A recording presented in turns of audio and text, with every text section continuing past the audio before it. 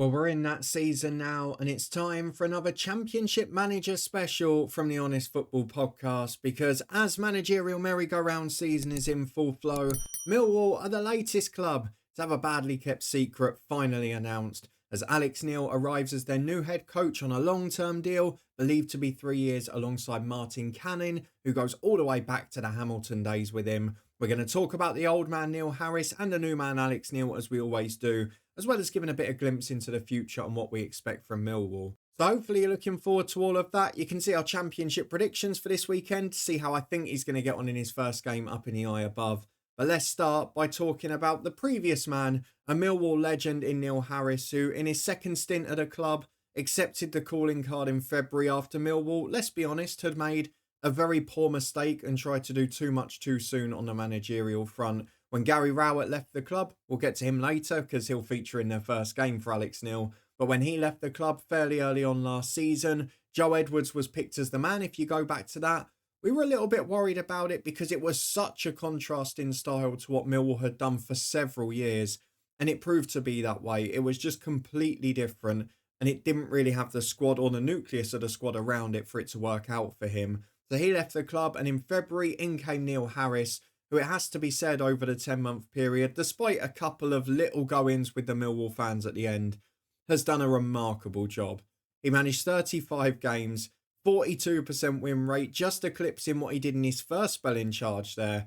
A really magnificent effort from him. Obviously took the club up all the way back in 2017, and in his second stint took them well away from danger. They survived very comfortably in the end. And in this season, started really well, and it only really fell away in his last 3 games, and we talked about it in the prediction show. It was actually a really unselfish thing to do timing-wise, because it was 3 really tough games on paper for Millwall, and he could have chucked it into an interim or a new man, but he took them on the chin, harmed his record, which would have been at nearly 50% without those 3 matches at the end. And now it's over to Alex Neil after a brief interim stint, who ironically takes charge of his first game against Gary Rowett's Oxford United, who's had a flying start there. But again, we'll talk a bit more about that later. Out with the old and in with the new, a club legend leaves, and in comes a championship stalwart, as only 43-year-old Alex Neil takes charge as the Lions' new head coach. Let's have a little look at the statement. They're delighted to announce that he arrives alongside long-term assistant head coach Martin Canning, of course played for the likes of Barnsley and notably Hamilton during his career, but has a distinguished career in the EFL, particularly with the likes of Sunderland, Preston and Norwich, and of course a little stint at Stoke last season. He has got a couple of EFL promotions on his CV, particularly via the playoffs in the Championship with Norwich and in League One with Sunderland a couple of years ago. And he's got a really good record overall, so we could go and talk about all of the blurb in the statement. Of course they're excited to welcome Alex to the club, but the thing that I found most interesting about that statement came from the director of football, Steve Gallen, and it was kind of indicating where they'd gone wrong in the past and why they thought this was a good appointment. And I really think that that is a sensible idea, to go in the middle somewhere. He's got proven methods that have worked successfully in a hugely competitive league, but also exciting ideas of how he sees this team developing. We should give a quick shout out as well to Adam Barrett and David Livermore, who again did a good job in interim charge. It's been announced already that Adam Barrett will leave the club, so I'm sure a lot of Millwall fans will wish him well because he's been a good servant of the club off the pitch too. But let's talk about Alex Neil and his managerial career, because one of the things we've seen with him is adaptability. At different clubs with different budgets and expectations across the top 2 EFL divisions, he's managed to be successful playing in different styles of football with different types and qualities of player. And that maybe suits him to this role a bit better. Whereas last year when Joe Edwards came in, it was more, we've got to flip the switch and go to total football. And they just weren't ready for it. Whereas with Alex Neil, he's probably got that experience and that quality to do it gradually, maybe build it in a sustainable way. He's worked at clubs that were expected to get promoted. I mean, the effect when he came into Norwich at first in England, after doing really well at Hamilton, was amazing. They were mid-table, got them up into the playoffs, went on that charge and took them into the Premier League. Then at Preston, worked on a shoestring budget, consistently overperformed that, finishing mid-table and above most of the time, and almost on the verge of the playoffs on 1 or 2 occasions. And then at Sunderland, what can you say? He went in there, got them promoted in 3 months via the playoffs, and then decided to leave for Stoke, which he's not the first manager to fall into that trap. Gary Rowett, a man the Millwall fans will know well, also did that. Nathan Jones, a man we know well from Luton Town, also did that. He's not the first or the last manager that's going to have a tough time at Stoke, who incidentally will probably be one of the next couple of manager specials on the channel. But other than that Stoke stint, where even then his win rate was a third to be fair to him, he's got an incredibly good CV. His worst rate was at Preston, which is 37%, but he won more than he lost in nearly 200 games, which, given the budget they had and some of the sides they were competing with, was a really good effort. And when you consider the football they played in and around that, perhaps until Paul Heckingbottom's coming now, you can see that he was having one hell of an impact there and was doing a really good job. And Norwich, they were excellent. They were exciting on that way up as well. And his Sunderland team were fantastic towards the end of the year, but were also a bit more disciplined defensively, something that Millwall are going to have to rely on still from a defensive point of view in a championship. They are one of the lowest scorers and one of the best defences in the league this season, less than a goal a game scored and conceded. And while Alex Neil is going to have ideas to gradually build that style, and I think it is a nice sort of medium ground, and Gary Rowett wasn't far off that to be fair, but in the end it did drift a little bit towards the rock solid side. But Alex Neil probably likes to play a bit more progressively, a bit more aggressive in terms of on the ball. However, I don't think we're going to see Millwall going and suddenly controlling games from next week. I think that's going to take time, certainly going to take a change in the squad, which we'll see over 2 or 3 windows. And with a few players maybe coming towards the end of their peak, that's not necessarily a bad thing. I think he'll be back. The fact he's been given a long deal suggests that. And I know in a championship that doesn't always mean a lot, but I genuinely think of the people out of work at this level, they've probably got one of the most solid appointments they could. I know that there were a few names floating about that a lot of teams would want. The likes of Mark Robbins will obviously come into the fore there. And we've seen the likes of Steve Cooper have got promoted at this level. But Alex Neil's CV is deceptive. A lot of people think, oh, he's a bit of an older manager now. He's been about and around the blocks, had a couple of failures on his CV. But he hasn't really. Other than the Stoke spell, he's not had a really poor stint anywhere. And if you actually look at it, it's a pretty remarkably good CV with 3 promotions from 5 clubs, all via the playoffs. Obviously did so with Hamilton as well, both as a player and a manager there. But just a really impressive manager, and a manager that is able to adapt to circumstances and play a fairly attractive style once he gets his players in.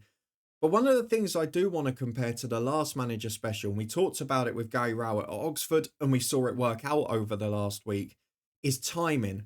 And the timing of this appointment, and maybe why it was delayed a few days, is very important because, yes, they've got that game at home to Oxford United on New Year's Day, which will be a bit tougher now with a new manager in, but Oxford have been dismal on the road this season. But then after Sheffield Wednesday, it's an FA Cup tie at home to a non-league team. It's Hull City at home, it's Cardiff at home, 2 of the bottom 4 in the division at the moment.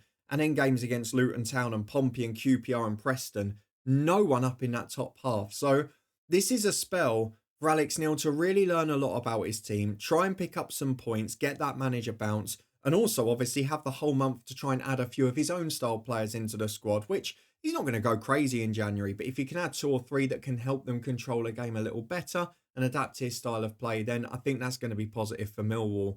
There are a lot of these manager specials where we have to talk about the huge risks and the huge pitfalls.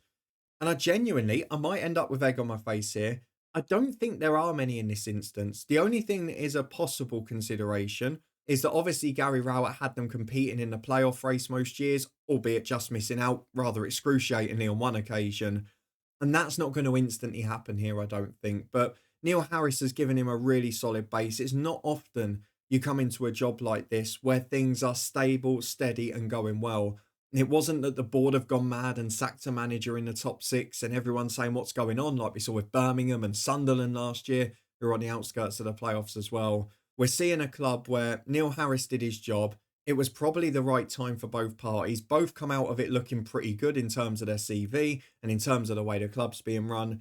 And now Alex Neil gets to take over a very steady squad that no matter what he does, if he doesn't make any changes, they'll be steady and finishing mid-table. And if he can add a little bit of gold dust to it over the next 1 to 2 windows, particularly in the summer next year, then maybe he's got a chance of pushing into the top half and getting them back to where they were under Gary Rowett, pushing for the playoffs and edging towards it, which, let's be fair, Neil Harris is 10 months in charge. If you just put those fixtures together, they would have been in a playoff race. So the potential and the quality is there in the squad. There's a couple of very exciting young players in there too.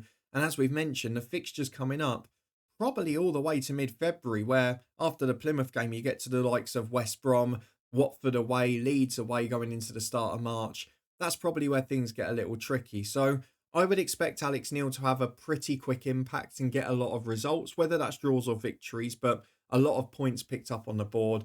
And then maybe it to drift away towards the end of the season where, to be honest, the last 2 months are pretty rotten on paper. But it's probably not about what happens this season. Millwall are comfortably in the middle. They are 8 points off the bottom three, 8 points off the top six. They are as mid-table as you can be for now.